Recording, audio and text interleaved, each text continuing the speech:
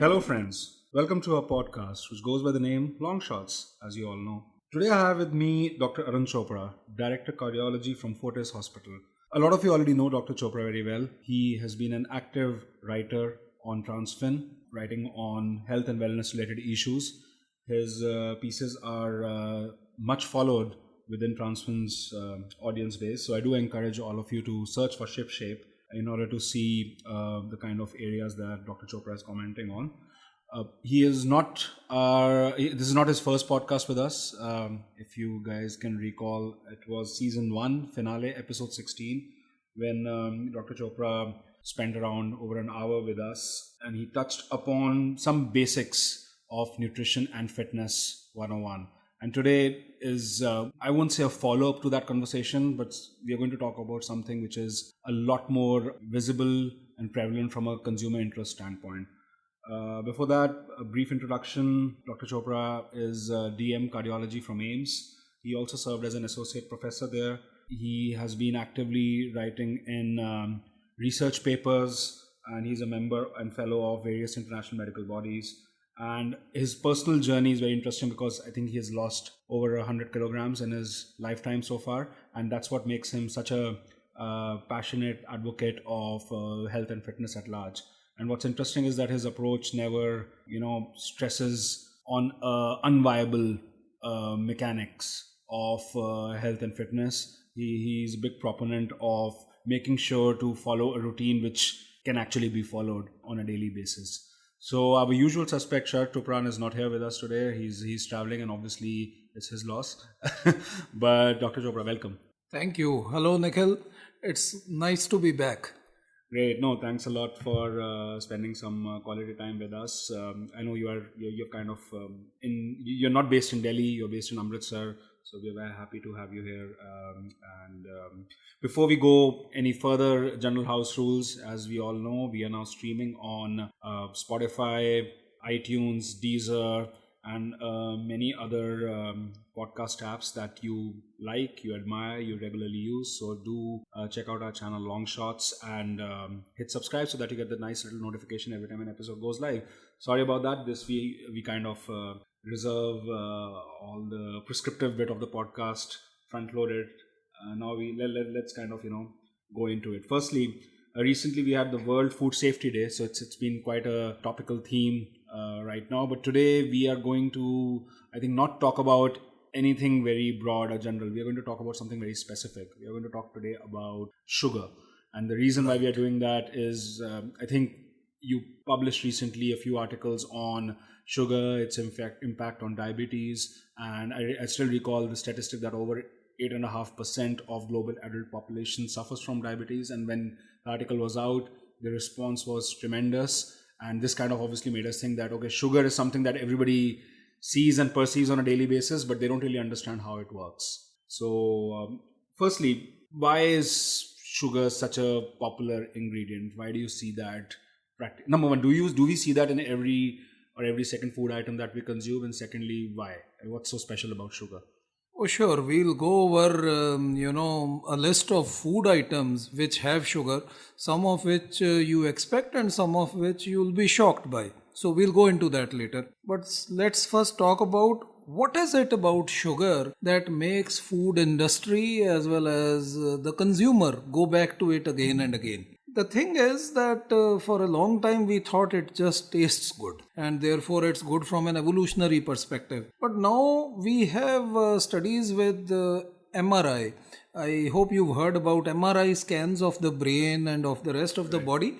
So there are functional MRI scans which demonstrate that when sugar is given to a person, blood supply to the reward centers of the brain increases. So I won't go into the details which are more important for doctors, but the same area which highlights when you give a person nicotine, alcohol, cocaine, heroin, whatever pleasure drug, the same areas light up when you give a person sugar. These areas release a pleasure-giving hormone, a pleasure-giving substance called dopamine. Right. And once when you take sugar, you get that high, you feel good, you want to do it again. Right. And when you do it again and again, obviously this behavior gets reinforced and you want to do it repeatedly. Secondly, there is a bit of what is known as tolerance issue involved. That the amount of the pleasure giving hormone which is released, let's say with X amount of sugar, will not persist after the first few times. After maybe 5 times or 10 times you've taken the same amount of sugar, the amount of dopamine released will be less. Right. And therefore, you will be always seeking to eat more and more of it Right. to get the same amount of pleasure. As it is with all vices. That's a classic definition of an addictive substance, right? I mean, that's Absolutely. what it does, right? It Absolutely. it moves the threshold Yes. that you need to consume to derive the same amount of pleasure. Satisfaction, right. The other thing is that sugar eaten directly gives rise to an increase in blood sugar. And as you know, if you've gone through some of my articles, you would have realized that carbohydrates, especially simple sugars, are the easiest substance to metabolize or digest for the body. So all sugars get digested within a couple of hours, whereas proteins take about 8 to 9 hours, fats take 8 to 12 hours or even longer to get digested. What it means is that eating, let's say, eggs keeps you full for longer, or having milk keeps you full for longer. But drinking a Coca-Cola or drinking a sweetened beverage or a sweet makes you happy immediately, but 2 to 3 hours down the line, it will get digested, the blood sugars will fall down, and you will feel lethargic, and you will again want to eat something, which is why we tend to snack so regularly every 2 to 3 hours. And so it works both ways. So, I mean, is it like you are full for longer if you are taking like a protein or fat-based diet? Right. But with sugar, which is mainly like refined carbs, you get a kick. Yes. But you're not really satisfied for long. For long. You are satisfied immediately, but this is short term. Right. So I think I gave this example last time also, that if you go into a cinema hall or a mall and you order caramel popcorns and cold drinks for your child, right, you will find they'll be happy to have them at the beginning of the movie, but if 1 hour down the line or 1.5 hours down the line during the interval, they'll want to have something more. Right. Because by now their sugar has crashed and they are again hungry. Right. So it doesn't really satisfy you. It doesn't really satiate your appetite for a significant amount of time. So too many calories, but very short-term satisfaction, addictive, right, develops tolerance. Right. So it drives you to have more and more of sugar all the time. And this is what is responsible for a lot of health problems that we are seeing today. I mean, it drives you to eat more and more sugar, and it right, also drives you to eat more and more food on which sugar has been put, right? So no wonder it's everywhere. Exactly. I mean, is it everywhere? Like, I mean, one keeps on hearing about it, but it's everywhere. Yes. Like, are there? I mean, in terms of, I think like a lot of people have a very designated perception of what has sugar and what doesn't, when it comes to like a piece of chocolate and all that, everybody gets it. Sure. But like, where would be those places where one might not think there's a lot of added sugar, but there is? Right. I think ubiquitous is the word we are really looking for. Right. It's everywhere. Of course, you expect it in chocolates or ice creams or desserts or bakery items. That's no surprise. But what if I were to tell you bacon? Right. What about peanut butter? Right. What about canned soups? Right. Ketchups? Salad dressings? Chips? Even roasted peanuts for that matter. Right. So these are some of the shocking things. Bread, of course, I think most people know. If you've been reading my articles, you would know that bread has a lot of sugar. But these are the sort of things which you would never expect. Hot dogs. Right. You would never expect them to have sugar, but they do. I think it's people qualify something sweet with sugar, but something savory is not kind of associated with sugar, right? That is kind of a wrong premise to start with. Right? Absolutely. And therefore, there are so many things. See, popcorns were always a hit. Right. Everybody liked popcorns, but when caramel popcorns came in, I think they became a real hit with the kids and with their parents as well. Yeah. So, adding sugar to anything evidently improves the taste and makes you want to have more of it. And people have this signature recipes which they use in order to hook their customers. We'll talk more about this later, but cold drinks are an example. They are full of sugar and they promote so much addiction. They promote consumer satisfaction also, and that's why they promote addiction. No, I mean, that's an interesting point because I think in the US especially, I think it was 60s, I read it through one of your pieces only, that 60s and 70s when there was like a major shift in dietary standards. Like there was a time when there was a lot of importance which was laid to carbs, but fats were the guilty party. But then in recent years it was realized that that equation has flipped. But I think the US Food and Drug Administration, the FDA, which is their food regulator, has been struggling a lot with that new premise because the sugar lobby in the US is so strong, right? I mean, and they are even small things, right? When it comes to how you're labeling your food, do you mention how many teaspoons of sugar are there, or how many grams of sugar are there? Even on the small nitty-gritties, there's a lot of to and fro because let's face it, it affects sales. Oh, sure. See, to give you an example, if I tell you that some substance has, let's say, 40 grams of sugar, you are not able to correlate it well. But if I tell you 8 teaspoons of sugar, then you suddenly realize that's a lot of sugar. And if I tell you that the average 300 ml Coke has some 13-14 teaspoons of sugar, so you will be sort of shocked, because most diabetic individuals that I meet in my practice, I ask them, how much sugar do you think an average cold drink like a Coca-Cola or a Pepsi would have? And they typically tell me 3 or 4 teaspoons. So they are way off the mark. The actual amount of sugar is 4 to 5 times as much. What about things like Coke Zero, Diet Coke? I mean, what are they depending on then? Yes, they don't have sugar. They have artificial sweeteners, which have the same sweet taste, but without the calorie content. So what we think is that they give us the taste, but not the calorie content, and therefore they would be safe. Unfortunately, is it like things like stevia and? Oh yes, they don't have stevia. They have aspartame, or they have sucralose. But it's the same kind of. Yeah, same kind of thing. Stevia is actually safer than the others because it's a natural product. But the point is that when we do this, we are moving on the premise that the worst thing about sugar is they are empty calories.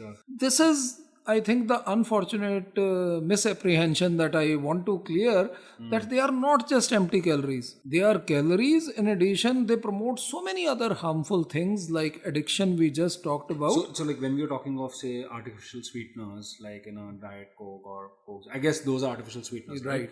I mean, they have the same kind of physiological addictive effects as conventional sugar without the calories. Yes, they don't have the calories, but if you take, let's say, 100 people who are taking a Diet Coke every day, and 100 people who are not into soft drinks, you will find that the average calorie intake of the people taking Diet Coke is higher.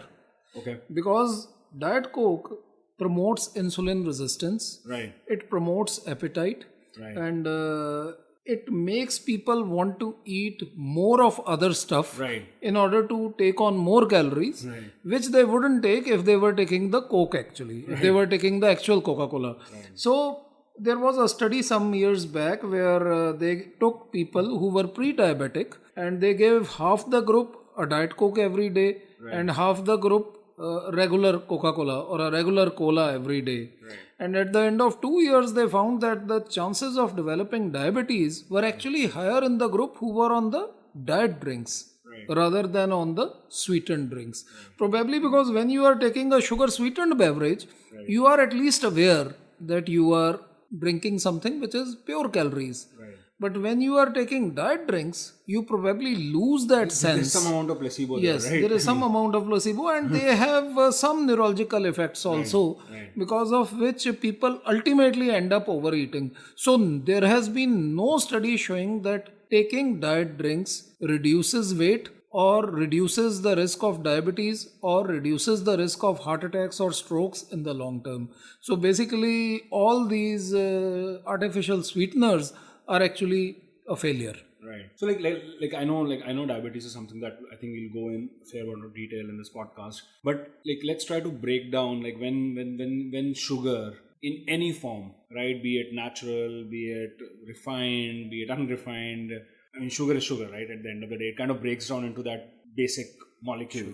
So once it's in, if I were to ask you that, let's map out 5-6 categories of effects that are induced by ingested sugar, be it in terms of calories, be it in terms of physiological impacts, be it in terms of increasing hunger, be it also in terms of risk towards cardiovascular disease, towards obesity, towards diabetes. How would you map it from a layman perspective? So that's a very interesting question.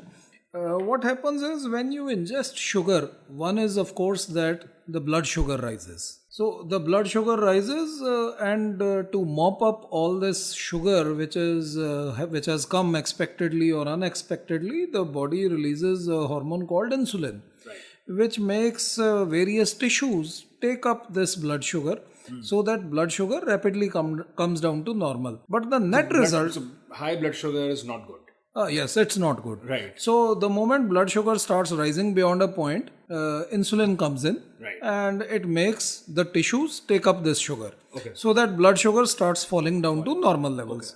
Okay. And in fact, this process keeps on happening all the time. Right. And you may be having no diabetes, clinical diabetes, because your fasting sugars are normal and your post-meal sugars are normal. But if you need more amounts of insulin to control that sugar, then it means you are going towards a diabetic state. This is what we call a pre-diabetic state or an insulin-resistant state, which happens because one is repeatedly partaking sugars or refined carbohydrates, which means that more and more carbohydrates coming in, more and more insulin getting released, insulin staying high all the time because we are taking snacks every 2 or 3 hours. So gradually, just as tolerance was developing to the effect of sugar in the brain, tolerance also starts developing to the effect of insulin. Correct. The tissues... So basically, what's happening is that the insulin is body's natural way of controlling blood sugar level.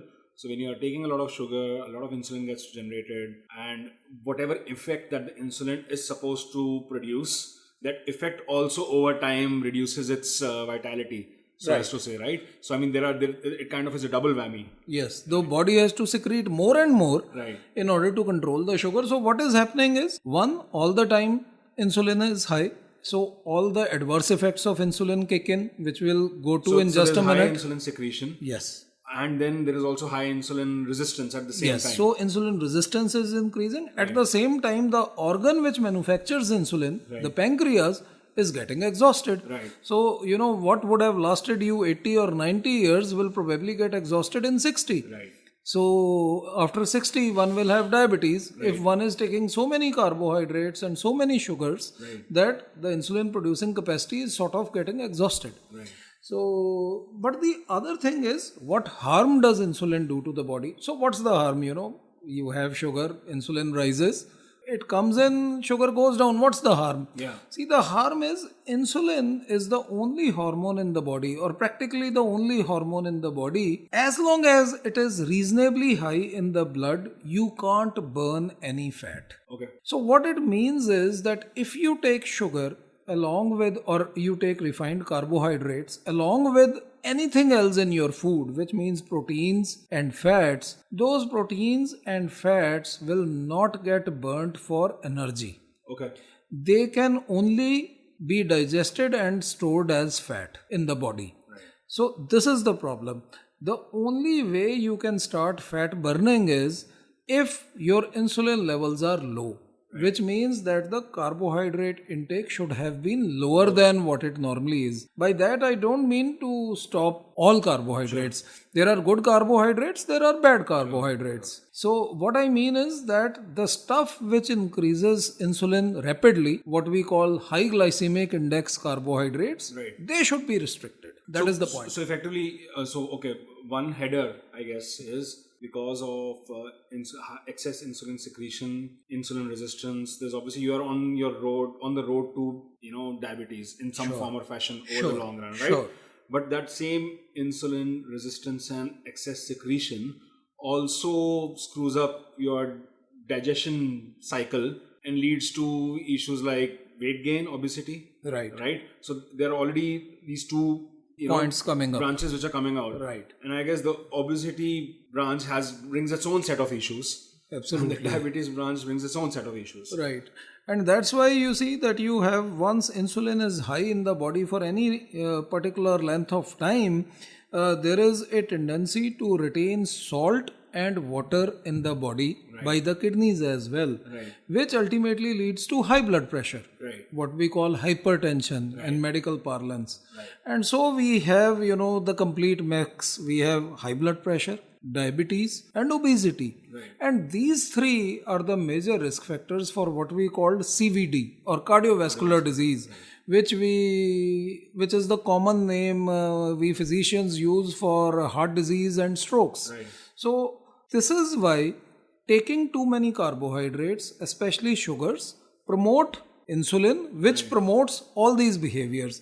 And the fact that simple sugars, especially sugar-sweetened beverages, really stimulate the reward centers in the brain, make sugar so addicting, and make it nearly impossible for anybody to wean himself off this diet and get off from this bandwagon. But I mean, it's funny, right? I mean, when I kind of hear you, I feel that, how come alcohol and cigarettes are so heavily regulated, but there's not much happening in the sugar department, because it seems to be having, I guess, it kind of also stems from the belief that it does not really have that kind of an externally obvious impact, right? I mean, it's something which kind of takes time to gestate out. Because like Sharad is not here, but we also often discuss probably because like right now we just crossed 30 1 or 2 years back. Before that we were also college students, right? And we all were pretty obsessed with any addictive substance, right? That's always a natural temptation one has. So I recall there was this economist, right? Like Economist has a very interesting kind of philosophical bent towards recreational drugs. And amongst all the recreational drugs, it has a very specific philosophical bent towards something like cannabis. So it says that cannabis is actually less harmful than nicotine and alcohol. But it's funny that over years, nicotine and alcohol, they have a certain bit of legitimacy attached to them. Yeah, sure, they're regulated. So sure, you have to have like a certain age group to kind of, start using them. But cannabis has like this quote unquote illegal implication attached to it. So it's very interesting because, even if you look at sugar, it's also a guilty party, right? Sugar also is something which, if you ask me, is in the best interest of the consumer, should be heavily controlled, right? Okay, it's okay if it's kind of put in various food items, but then it should be clearly marked, it should be clearly communicated, the regulator should step in. I was reading that, I think it's FSSAI, the Indian food regulator. Now last year they had a proposition that any food item which has, for vegetarian food you have the green dot, and for meat you have the red dot on most processed food items in India, right? So they were saying that, let's put a red dot on anything which has high salt, high sugar, high fat. And it got stalled. This happened, I think, August last year. It has still not come out. But I think it should come out, right? Because that just lets consumers make better decisions. Yes, Nikhil, I think that is very well said. And this, lobbying business has been going on for ages. I think India has its fair share of lobbies today. But and the sugar lobby is one of the most powerful ones in the country. I am sure you know, especially in the states lobbying of and hypocrisy. Technically, we don't have. Quote unquote, we don't have lobbying in our country. We have very powerful lobbies in Maharashtra and UP, especially. But all over India and all over the world, the US sugar lobby is so powerful that you can't imagine. So the only reason cannabis is illegal is probably that there was no cannabis lobby. The time it was being... It was way too organic and freewheeling to start with as a lifestyle, right? It was never commoditized and organized. That's right. So in the times, sugar became popular in the times of the Great Depression in US, for instance. There was nothing to look forward to for people. They were depressed. They were doing badly. The country was doing badly. People didn't have food. Prohibition as well. Yes, there was prohibition as well. So, sugar was one thing to come back to and feel good about. And that's how starting from adults, now what has happened is that kids of the age of a few months start to get addicted to sugar. What to talk of kids? There are studies in rats Right. There are rat studies that you can make them addicted to cocaine by giving them IV injection. But if you start giving them water mixed with sugar, in 2 days they get over their cocaine addiction and now they become sugar addicts. Right. They're hooked. They are hooked on sugar. So because the number of receptors in the brain which respond to sugar are evidently more than 10 times higher than the receptors which respond to cocaine. So this is what sugar is doing to us. And as long as there is a sugar lobby, we'll actually never be sure about how much of the published data we can trust. Right. Because they definitely bend rules in trying to see what gets published where. And this is not just mainstream media. I'm talking about medical literature as well. But like for instance, you obviously try to navigate this on a daily basis, right? In terms of like what you consume, what you eat. Are there any like tips for people like when they are buying some food items? Like, you often go to especially if you go to like a fancy supermarket, you'll see food items which are marked as all natural and all. But I mean, it's a lot of BS, right? For the lack of a better word. True. How do you kind of navigate that, right? What are the red flags in your eye when you see some amount of some kind of packaged food item in front of you? Besides the basic knowledge of the field, are there some quick rules that one can? There are only 2 quick rules. Right. The first quick rule is avoid as much packaged material as possible. Right. If at all possible, avoid taking canned food or packaged food on a regular basis, on a daily basis. See, once in a while everything is okay. Right. Once in a week, going out, having dinner or a meal in a restaurant or having packaged food is fine. Right. But not on a daily basis. On a daily basis, it's going to be unhealthy. The other tip is remember the words OSE. If in a chart which tells you the constituents in a food, anything ends with O's, glucose, lactose, dextrose, fructose, maltose, anything which ends with O's will be sugar. So you can take care of that. So the thing is that these are all different forms of sugars. These are they different. Will often not write they will not say that what's the total number. Yes. They're just going to break it down into 5 different categories and label it like that. For instance, when Pepsi brought out, a version like there is another thing called HFCS, high fructose corn syrup. Right. Actually, fructose is the sweetest sugar. Right. It's more sweet than glucose. Right. And normal sucrose or table sugar is a 50-50 compound which contains half glucose and half fructose. But fructose is actually sweeter than glucose. So this compound called HFCS, high fructose corn syrup, has more fructose than glucose, and even though there is a range from 20% to 90%, the common variety of high fructose corn syrup has 55% fructose, 45% glucose, not very different from normal sugar. But most sweetened drinks contain this HFCS 55, which has 55% of fructose. So when Coca-Cola was using HFCS, then Pepsi brought out a variety which had sugar, which was 50-50 glucose and fructose. They made a big thing out of it. It has all natural sugar. So again, that is BS, as you just said, for want of a better word, because there is hardly any difference between HFCS 55 and table sugar. They are all as bad. Right. But coming to in terms of its long-term effects, diabetes is obviously one. Heart conditions and obesity is another one. Now, within diabetes, I know firsthand a lot of people, who for years they just track what their sugar level is, using all those, kind of glucometers and stuff like that. Which in itself is probably not the best practice, because I guess that just gives you that's just a volatile number, right? And they are, kind of touching that pre-diabetic threshold, right? But they kind of go on and on and on, and then years later, things catch up, and suddenly they're very surprised that, I have this condition, right? What are the early markers, telltale signs you think people should be a bit wary about? Yes. I know that you philosophically you have never said that one should stay hungry or not at all. just cut down everything to zero. No. Your philosophy has always be in moderation. True. Once in a while, it's also okay to get carried away, as long as you do it once in a while. Absolutely.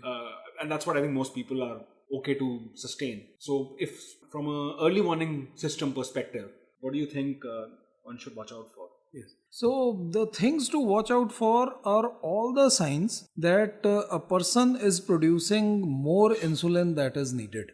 Right. So for that, there are assays available. You can measure fasting insulin levels and you can measure post-meal insulin levels, but this is not really needed. Okay. The telltale signs are some things which you can easily see. And what are they?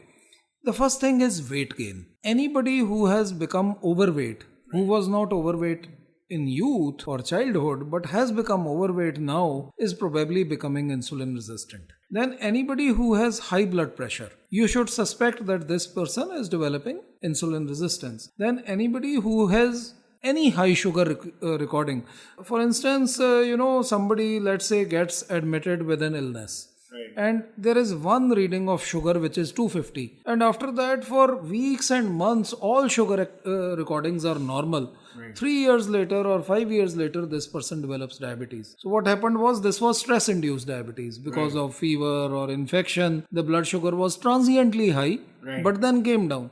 Then gestational diabetes during pregnancy. Right. Pregnant lady gives birth to a baby whose weight is more than 7.5 pounds or more than 3.5 kg. All of these are telltale signs of insulin resistance. Right. This means that this person, if we don't take care, can go on and develop diabetes and all these antecedent problems we mentioned earlier in the future. The thing is that if you come from Indians are known to be especially insulin resistant. They are genetically more insulin resistant. For instance, if a population has had no access to insulin for no access to sugar for, let us say, 10 years or 20 years, let's talk about the Adivasis or the tribals or different indigenous populations around the world who had no access to sugar. It took them nearly 20 years to start becoming diabetic, because for 20 years their pancreas could compensate by producing more insulin and keeping their sugar under control. It was only after that they suddenly started getting more obese, more diabetic, and more often getting heart attacks. So it is not that if you are lean in youth, you will immediately become a diabetic. Some will become diabetic at 30, some will become at 40, 50, like factors, that. Right? There's a factor of age, there's a factor of gender, there's a factor of genetic predisposition. Right. I mean, the problem is that obviously, suppose there's some, like if my family has a history of Diabetes. insulin resistance, then there's a good chance that, right? But I think one kind of, it's a game of denial for very long, right? I mean, nobody is going to in terms of genetic predisposition or mapping, like looking at an average number is obviously insightful, but it doesn't really do much for you in terms of, acting upon it, right? Like I'll give you an example, like for instance, like in my own case, nothing to do with diabetes, but like one fine day realized that my blood pressure is actually higher than usual, right? So, I mean, that was even though I know that in my family there is a history of blood pressure, but one fine day it kind of showed up, right? And then you kind of take medication and you kind of control it. Is it the same? Is it like so random? Like, you think that, do you totally put a line between lifestyle versus genetic predisposition when it comes to diabetes here? This is actually a very serious and a complex question, not easy to answer, but I'll try to answer. Right. There is one thing which is called genetic factors. Right. There is another thing which is called epigenetics. Right. So epigenetics is the influence of environmental factors on genetics. So what it means is, supposing you came from a family which has high blood pressure and diabetes, but all your life you are restricting refined carbs, you are not taking sugars, you are taking a healthy diet, you exercise regularly, despite the fact that you have genetic predisposition to these diseases, because the environmental factors are positive, it is likely that you will not develop diabetes or develop it 10 years later than expected. Right. On the other hand, we have somebody who has a very low risk factor for diabetes from a family point of view, but is hogging on cokes every day, is taking 5 cokes every day. There are so many friends who take a coke with every meal and is taking pizzas or other sort of junk foods all the time and is gaining weight. So that person, even though has no previous family history of diabetes, will develop diabetes 10 years earlier than expected. Right. So the point is that genetics are important, but environmental factors are also important. But I guess genetics, what you're saying is genetics is not in your control. Yes, they are not in your control, but environmental factors are. Right. And sugar is the biggest environment or dietary trigger for diabetes and all these other lifestyle diseases that we know of.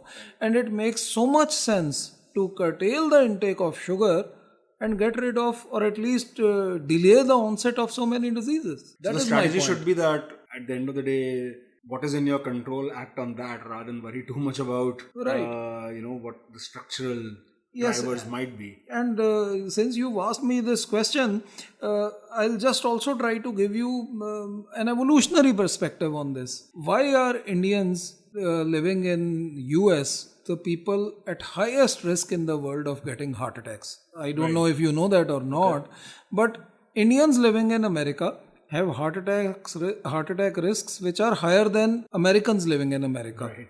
Even Indians living in India have higher risk than Americans living in America, but Indians living in America are at even higher risk than us, we Indians who live in India. And why is that? See, what has happened is that up until a couple of centuries or 3 centuries back, we were not really exposed so much to refined flour, to refined carbohydrates, packaged foods, canned foods, added sugars, added salt, and such like stuff. Whereas the Western world, Europe and US, saw a gradual, infiltration of these refined foods into their diet. They had several generations in which these foods were introduced, and therefore they were able to tolerate it better. In them, the diseases didn't come up so suddenly, and they are more easy to control. In all these indigenous populations like India, like China, like Asia, where people didn't have exposure to these things, and then where suddenly in the space of a generation or two, one started eating lot of sugars, lot of refined flours, our genetics didn't have a chance to get adjusted to it. Our metabolism didn't have a chance to get, adjusted to this flood of sugar and refined flour which was coming in. And that's why we are suddenly, we have an explosion of diabetes and heart disease in our midst. This is what is known as the thrifty gene hypothesis, and which basically comes out of the fact that we've become so insulin resistant because we never used our insulin initially. If you go to Mahabharata times, or if you go to, BC periods, in India, people weren't consuming so much sugar or white flour, but now they are, and we have so many, you just go out and in front of you, there are so many malls and so many shops, and you can get food at any time of the day, which is tasty, and that's why we are getting addicted as well as in the throes of this epidemic. But we are not genetically protected against it. We don't, this is probably the first or second generation which is facing that, right? Yes, and that's why we are actually doing worse than Europeans or Americans are doing. Right. But I mean, that way I sometimes feel that, especially when you look at cuisines, recently there has been a trend to, go back to regional Indian cuisine. That I guess that's a good thing then, right? Because I think so. That way it's kind of a good step, because I remember when it comes to, I also raised this because a few weeks back we had another guest, and she obviously looks at the F&B sector very closely. So she kind of mentioned that if you look at fine dining in India, there was an era where Indian food got Frenchified, right? And then from Frenchification, she was obviously not looking at it from a health perspective. She was looking at it more as a business, from a business perspective, or more as a keen observer of F&B trends.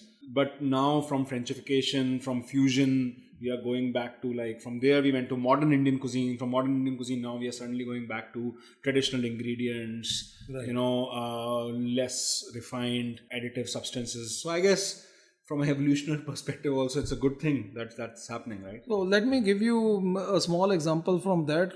In the roti or the chapati, that we eat, how it has evolved. See, the wheat which we used to have initially has evolved so much. Yeah. The initial wheat or the einkorn wheat was a much healthier wheat. Then the wheat which we got in India in the 60s when Norman Borlaug, sort of set off the Green Revolution. Right. The wheat was modified. I have written about this earlier in one of my articles in Transfin, that this wheat is now shorter, grows more rapidly, its proteins have changed. Right. Anyways, even with this wheat, it has some 10 to 15% of protein, and it had some, 10% or so of indigestible fiber as well. Right. So when we were milling this wheat and making our chapatis, the flour was rougher and the color was darker, if you remember. I'm talking about 20-30 years back.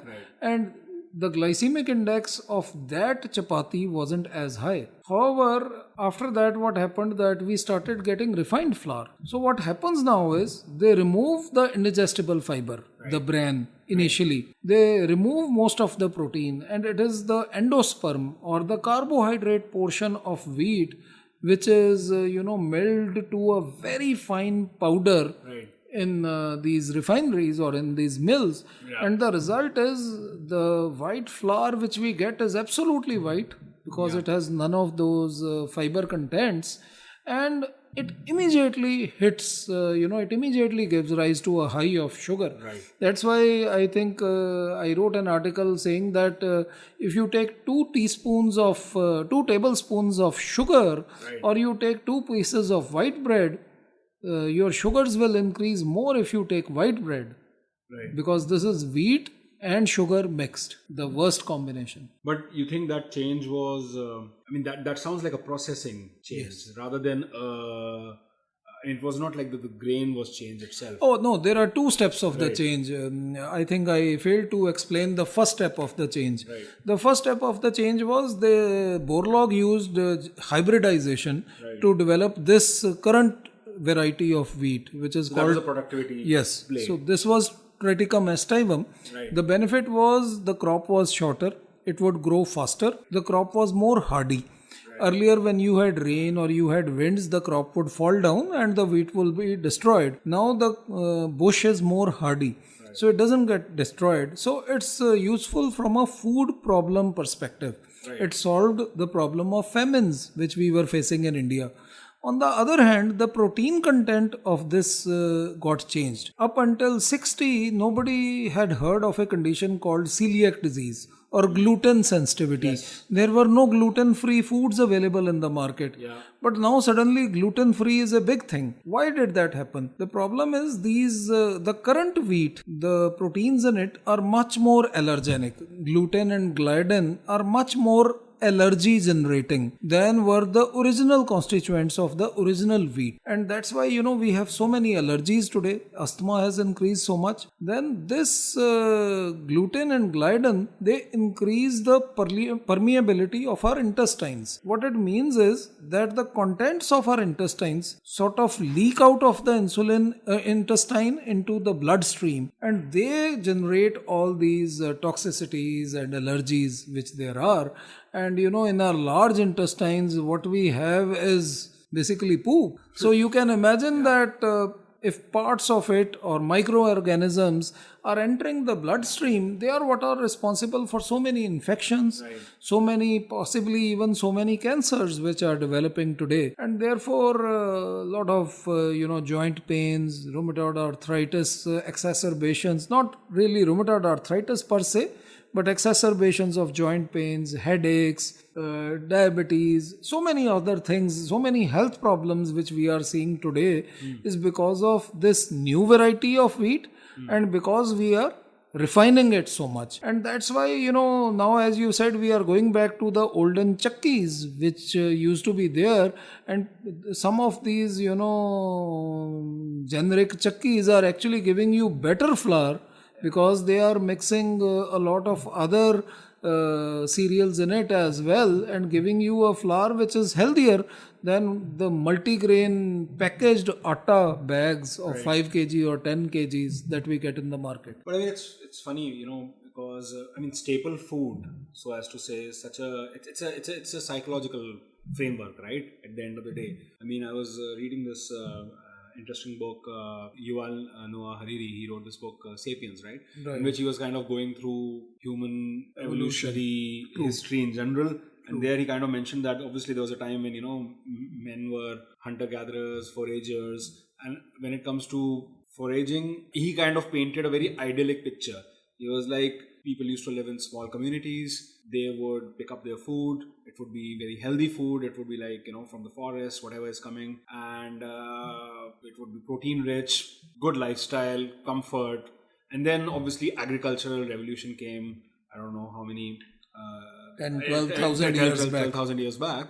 And with that, this entire, obviously, wheat and rice, those mass-produced, commoditized food types came up, which obviously, enhanced productivity and kind of paved the way for human civilization, that you started living in bigger settlements because you can actually feed so many people. But it also brought a lot of suffering. It kind of stratified the entire society into peasants and nobility and, all the value chains, haves and haves not, right? So all those things kind of came by. But if you kind of think about it, in the year 2019, do I really need to get into the notion of I need to have rice every day, or I need to have wheat every day? I know the evolutionary past is what it is, and the haves and have-nots will stay. But for instance, is it really important for a person to eat wheat on a daily basis, or is there a substitute for it? As a staple diet, so-called. Right. I think most of my friends don't feel they've had a meal unless they have a roti at the end of it. They might have had Chinese, they might have had pizzas, they might have had any amount of snacks, and they'll be totally full. But they say, as long as I don't have half a roti or half a naan or half a chapati. That's a purely artificial framework, right? Absolutely. Yeah. So if you ask me whether wheat is necessary on a daily basis, I don't think so at all. Though you would have to go a long way and make a very concerted effort if you wish to avoid wheat or sugar in India. It's very, very difficult because these things are all pervasive. Even ice cream has wheat. So if you are gluten sensitive, you can't take a packaged ice cream, for instance. Anyways, so it is not at all important. Why? Because let us see what is it in the diet that is mandatory. So let us ask about what components of diet are essential. So the first thing is essential fats. Because without essential fats, you can't have the vitamins which are fat soluble. Vitamin A, D, E and K are fat soluble. B and C are water soluble. So without fats, you would not have these fat soluble vitamins, without which so many of the body systems can't run. As you know, all the nerves in the body, the brain has a major amount of fat covering the neuronal network. And therefore, essential fats are the first thing. Then is the essential amino acids, which means the proteins which are needed to make the muscle and body tissues. The third thing which is important is vitamins and minerals, which are necessary because they are important for some of the metabolic reactions taking place in the body. The next thing that is important is fiber. Fiber is of course a carbohydrate. But fiber is important for running the system, the gut, our intestines. For them to function optimally, fiber is very much needed. Having said that, if you come to the question, what is the necessity of sugar in the diet? The answer is no. There is no need. What is the need for refined carbs in the diet? The answer is again no. Do we need wheat and rice every day? Unfortunately, the answer is again no. By saying that, I don't mean that you stop having rotis or paranthas or stuff. You can still have them occasionally. But what I mean is that we should try and restrict their intake to a basic minimum and eat more of the essential things. See, there is this example which I think you would have seen, that WhatsApp forward, where a teacher comes to a class, and picks up 2-3 big stones, puts them into a jar, and then, puts some small pebbles and then puts some water and stuff. And he asks, what is the message? And most of the students come up that, there is more space in this jar than you think, and you can put in so much. He said, no. Just think that if you hadn't put in the big stones before, Could you have put them in the end? Right. No, you wouldn't, because if you'd already put in enough sand and enough pebbles and enough water, there would be no place for those big stones. Right. So those big stones are the essential foods that we need. Unless you get them in first, you won't be able to get them in at all. So have healthy foods and occasionally take these foods which are interesting or tasty or which you like at a party or a get together on the weekend. That is why I say in all my articles that you can't probably stay clean every single day, 365 days a year. So I suggest that you take a cheat day maybe once a week or a couple of cheat meals in a week. And if you do that, you'll be able to stay clean the remaining 6 days of the week. But if you ask me whether these stuffs are essential, the answer to these is no, not on a daily basis for sure. So the onus is on the person. The onus is not on the system. The body allows for not having these items on a daily basis. And so, I mean, I think this has been a incredibly interesting chat. We started with a discussion on sugar, but we, I think, gradually digressed like we usually do in these podcasts, and kind of hit a bit of human evolution, a bit of sapiens, and then you're ending it with the fact that effectively there are a lot of things which are, I would say, a baggage, right, of how one is raised and how one grows up, but a lot of these decisions can be modified and changed depending on one's requirement. No, thank you so much for spending this time with us. And on that note, I would like to say to all our listeners that do share in your feedback on this podcast, specifically on this podcast. Obviously, you all have been very active on Dr. Chopra's articles, but obviously, if you have any questions or comments regarding this particular episode, please feel free to share it with us. And with about that, thank you so much, Dr. Chopra. Thank you, Nikhil. It's been great having you. It's been a pleasure. Yeah, and this is Nikhil Arora, and Sharat Tupran, wherever he is also giving us a shout, and we sign off. Thank you.